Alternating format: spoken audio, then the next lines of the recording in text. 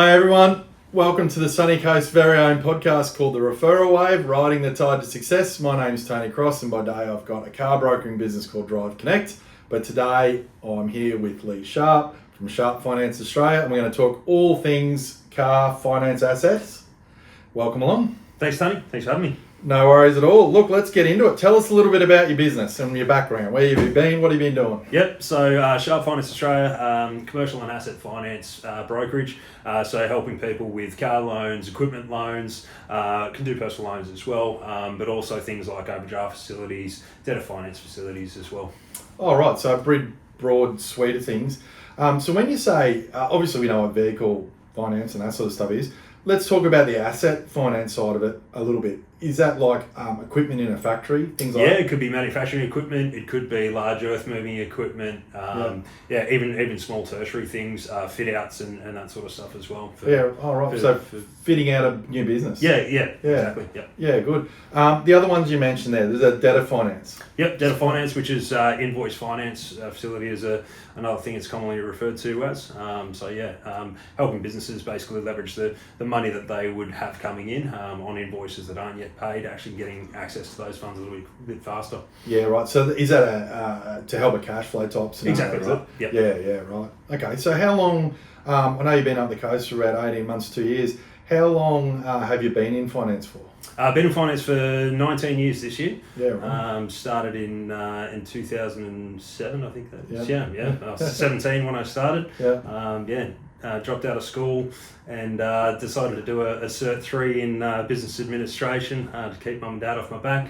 Plan was to go pro playing golf, but golf ended up going by the wayside once I ended up in the finance industry. Learn how to earn a dollar instead. That's exactly right. So I started at Capital Finance just as a credit analyst in there, and then moved on to CBA after that, and worked in car dealerships as well once I got into more of the selling side of things and the brokerage side of things. So you've got a really broad knowledge base of finance, being in it for that long. Obviously. Oh, I think so. Yeah. And so that's good. When people are looking to refer, they want someone that they know's been in it for a long time.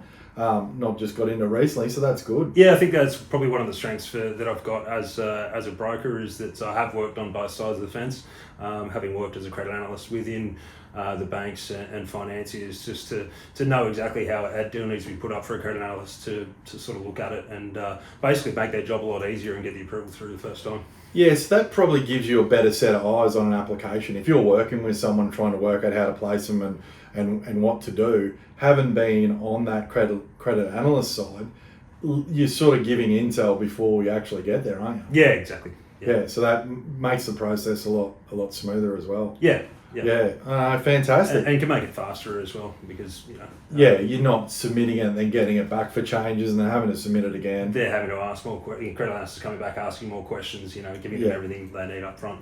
Yeah, so look, we've touched on it before and I say to people, always speak to finance broker first, in my world when they're talking about getting cars, to make sure that they got the right structure, the loans the right way, like they might want to talk to their accountant, they might want to do that. But the big thing is to get it all pre-approved and sorted out first, rather than going from car yard to car yard, signing applications and doing that, because your credit file can get hit every time, can't it? So by the time they get to actually putting the loan in, they could have a few inquiries on their credit file already, can't they? Yeah, they potentially can. So one of the things that we can do is actually do a soft touch on their credit file, so we can get access to it, see exactly what the credit score is, and have a look at the full application, and then have a look from there across the panel of lenders that we've got, so that we get the right lender the first time.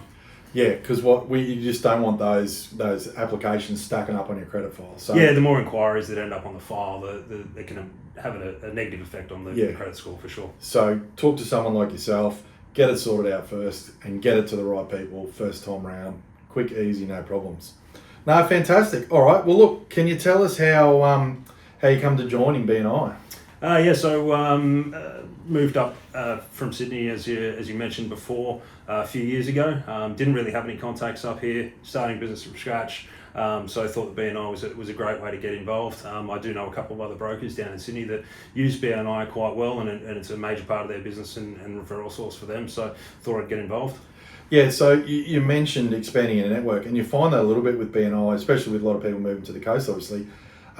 It just expands that network and your growth of your business straight up, doesn't it, very quickly? It really does, yeah. Yeah, because not only, you're in focus at Perigian, but there's 11 other chapters, 245 people in BNI on the coast. There's nothing stopping you from going to any other chapter and meeting those people as well. Yeah. So your network becomes massive. Yeah, it was one of the things that I made sure I did pretty early on after joining BNI, was making sure that I went and visited as many other groups as I could. Yeah. So talking about that, the next question is about how do you enhance your networking in BNI? Just follow on with that a little bit for us. So just going, visiting other chapters, that's where I met you. You're part of a different chapter, but so you and I now have a really good working relationship and work closely together, as well as there's been some other accountants and everything that I've met along the way, and being able to refer back and forth to each other through that.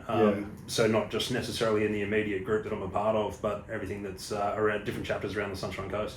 Yeah, I can't stress enough to people about how important it is to do those cross-chapter one-to-ones and to visit other chapters. And as I said, it's not so much about, it's visiting, yes, but if there's someone that's of interest to you or you think you want to know a bit more about, have cross-chapter one-to-ones. Yep. It's such a fantastic, till you have a one-to-one with someone, you find out so much more about them and what they do, their background and that sort of thing. So it's vital that you just don't treat your own chapter as your little hub. You've got to get out, haven't you? Yeah, definitely. There's seats that are filled in other chapters that we may not necessarily have filled in focus. Yeah, so being able to then use those services and refer people on to people that aren't necessarily in your own chapter for seats you don't have filled.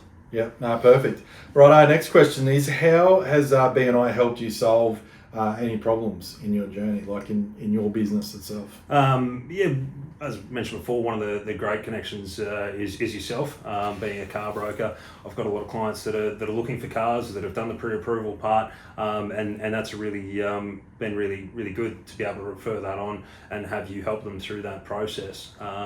It just adds another sort of layer to my business of a service that I can help provide by referring you on. It's been really good.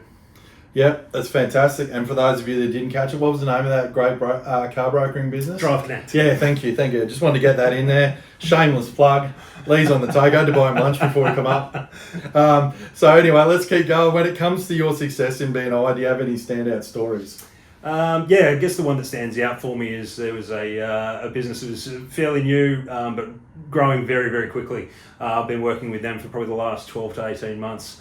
Since being involved with BNI and helping them really grow their business by obtaining the assets that they needed to get to that next level. Yeah, and I guess it would have been a good confidence booster for them too, because and they're a BNI business, I know who you're talking about. They were both new to running their own business. They'd worked for people previously. So to have your expertise and knowledge to help guide them through that process and making sure they had the right finance deal in place, it must have been gold for them and taken a lot of stress out of there, because they grew quickly, so it must have really helped them along. Yeah, and I worked in with their accountant as well, just to make sure that we had a couple of things set up right there as well, with some cash flow things later on as well. So if people are coming to you from their business, you're not shy of talking to their accountant, getting him involved, Absolutely. Which you should do, obviously, right? Yeah. People should do that. Yeah. And get the accountant involved and make sure everyone's on the same page with the right structure. That's exactly right. Yeah. Working with an accountant is pretty key, and one of the things that I enjoy doing. It makes the accountant's life easier, and it makes my life easier if we're working together. Yeah, you don't get to the end of financial year and the accountant goes, "What'd you buy here?" Yeah, exactly. I don't know. Ring the broker guy. All right, given your journey to date, what advice would you give anyone that's listening to this podcast that's in BNI? As we mentioned before, visiting other chapters is really crucial. I really can't stress that enough. It's so important to do if you're a part of BNI. Yeah. No, fantastic. Wise words. What's next for your business? Just working with more Sunshine Coast businesses. Really trying to ramp things up this year. Trying to get my face out there a little bit more. So you'll see some more social media content coming up, and just looking to get to that next stage for myself, and just take that next step and keep growing the business. You'll have to start a TikTok account doing selfies as you're walking the dog, or your own YouTube channel or something. I'm sure you'll work it out, and we look forward to seeing your face around on social media. You can share the podcast. There you go. That can be your first one. what's the one core value of BNI that resonates with you? I ask, everyone gets this question.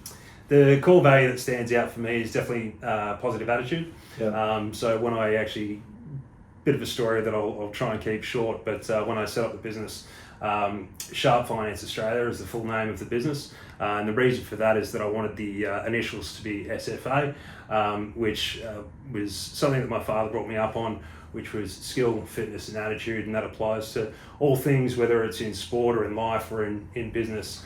You can be the most skillful, you can be the fittest, but if you've got the wrong attitude, the first two things don't really matter. Yeah, no, I tell you what, that's what I never.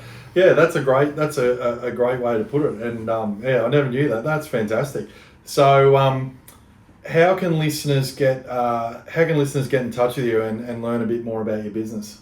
Yeah, so jump onto the website. Website's up and running. There's a contact form on there. There's an application form there as well for anyone that wants to have that conversation with me. They can book in. There's a calendar on there that they can book a time to have a chat to me as well. Yeah. Yep. Well, fantastic. I can't stress enough, people, the importance of just giving Leigh a call and talking. Just have that initial conversation to just tell Leigh what you're thinking. And have that initial conversation so you end up on the right path. Don't rock into the dealership and get hoodwinked straight away. Sorry to any car dealers listening, but ring Leigh, have a conversation, get the wheels in motion, and do it on your terms rather than someone else's. So anyway, mate, thanks. Fantastic advice there. There's a lot more to unpack. Have a one-to-one with Leigh or come and visit him at Focus. And thanks for joining us on the podcast. Fantastic. Thank you. Thanks, Tony.